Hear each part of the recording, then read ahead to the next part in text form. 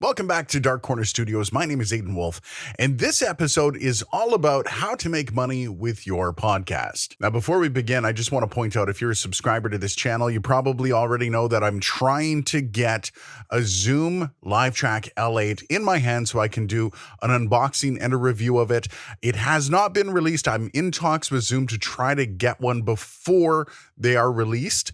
But if that fails, I also have one on pre-order through Long & McQuaid here in Ontario. They're telling me I should be one of the first people that will get one of these LiveTrack L8. So if you want to check that out and you want to see a complete unboxing and review of the LiveTrack L8, hit that subscribe button and stick around. It's coming very soon. Now, let's talk about how to make money with a podcast. And one of the first things I should point out, if you aren't making 500 downloads within 24 hours of releasing a podcast, this might not be for you quite yet. That seems to be the magical number where people are able to start to monetize their podcast. Now, if you want to figure out how to get to that level of 500 downloads within 24 hours, you can check out this link up here. So let's do this. How to make money on your podcast. This is Aiden Wolf. So I guess I should point out that if you are a podcaster and you're getting into the realm of making money, it generally won't come from one source and one source only. You're going to have to diversify where you're getting your money from. No one thing at this point in your career is going to make you rich. But number one is running commercials. Now, we've all heard the Casper mattress commercials. You got Blue Apron, Squarespace, you name it. Now, this is the most obvious answer, but sadly, it isn't necessarily the most lucrative. There's only so many commercials you can cram into your episodes. And when you're starting out the monetization process, you're probably not going to be charging as much for these episodes, which means you're only going to see kind of a trickle effect with money coming in. Now, how you're going to be making the money in that is something called CPM. That's cost per 1,000 downloads.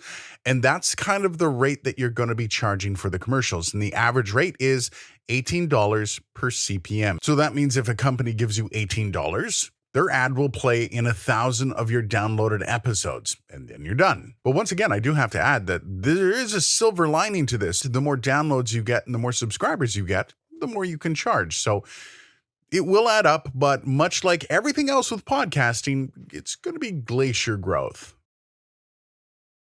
I've kind of labeled this one the cruelest catfish ever, and let me explain. Now, I know there are a bunch of podcasts that use this, and it looks like people just throw money at you because they love you, which is kind of true, but there is a caveat.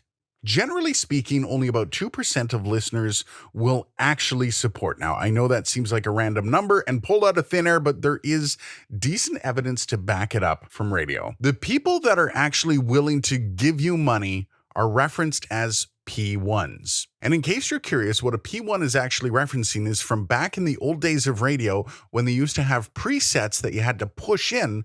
A P1 would put your station in preset number 1, meaning you were the first station they would go to at all times. And this concept kind of transfers over to podcasts because we all know we have our favorite podcasts that we go to first when they're downloaded. And that means that your P1 is probably sitting at around 2% of your subscribers. Those are the people that are willing to download you before anyone else, and you are the content that they need in their life every week or however often you release your podcast. But how does this math refer to Patreon? Well, your P1s are the people that are actually going to listen and they're going to support you for nothing else, meaning they will throw that $1 a month at you, no problem, just because they want to see you grow. But if you don't have 1 million downloads per episode, that number is going to be awfully small. But there is a way you can utilize Patreon and actually make more money than just that slight trickle of $1 a month, and that's through specialized content. Whether it's early release or bonus content, that means the listener is actually getting paid back for the money that they're giving you.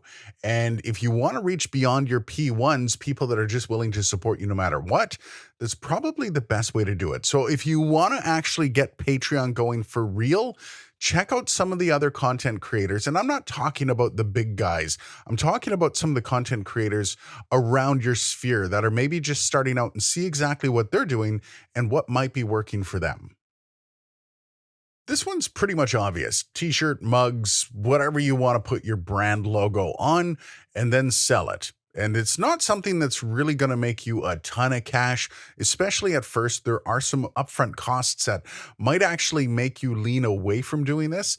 One of the best things you can sell are things that you've made yourself. And I'm not talking about sitting in the corner crocheting your logo on something. For example, some guys who do video like to sell LUTs, which are color correction presets for Premiere Pro or whatever software you're using. You can make an absolute ton of money at that stuff. And I do know there's a lot of video creators that actually make most of their income from that alone. Now, it all depends on what kind of a podcast you're running, of course, but who knows? Maybe there's something within the realm of your podcast that you could market to just the people that would be listening to your podcast. This one is rarely utilized well, and I mean no offense to the podcasters that are running their podcast on YouTube as well, but now when you split your audience like that, you're taking them off a platform that you're actually trying to monetize, and you're putting them onto another platform that has to grow from the ground up. You just got yourself to 500 downloads within 24 hours. Why do you want them going to another platform to listen to you? You're trying to sell your podcast. However, maybe you can use YouTube for a best of reel. That's a great idea. Maybe you can have some video, and I can't stress that enough, of some of the best moments or most impactful moments of your podcast.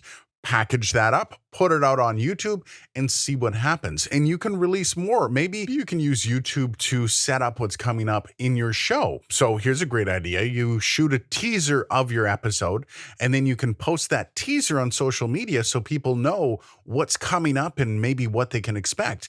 You're going to garner interest on those views on your YouTube channel, and who knows, maybe at some point your YouTube channel will grow into something that actually makes a little bit of money on the side as well. Using YouTube as not necessarily a platform for your podcast, but another way to get your word out there is probably the best way. And once you get enough of a following on both, then sure. Then you can actually look at monetizing both the video and just the audio, or maybe just promoting with the video and the audio and vice versa. All right, that's it for me. If you think I missed something, hit me up down in the comments. And if you like this video, go ahead and hit that like button and hit subscribe for more content like this. By the way, I just want to remind you that I'm going to have that video coming out for the Live Track L8. That's the Zoom board that's supposed to be taking on the Rodecaster Pro. As soon as I have it in my hands, you will have a video on that. So hit that subscribe button if that's something you're interested in seeing. Thanks a lot, and I'll see you in the next video.